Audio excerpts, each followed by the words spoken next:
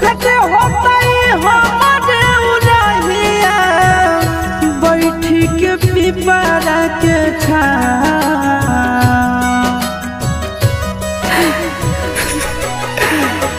देखते होता हमारे उड़हिया बैठी के पिपरा के रुक रुक रुक अरे टरेनिया रुक रुक रुक रे टरेनिया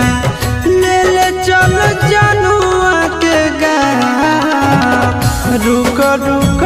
रुक रे टरेनिया।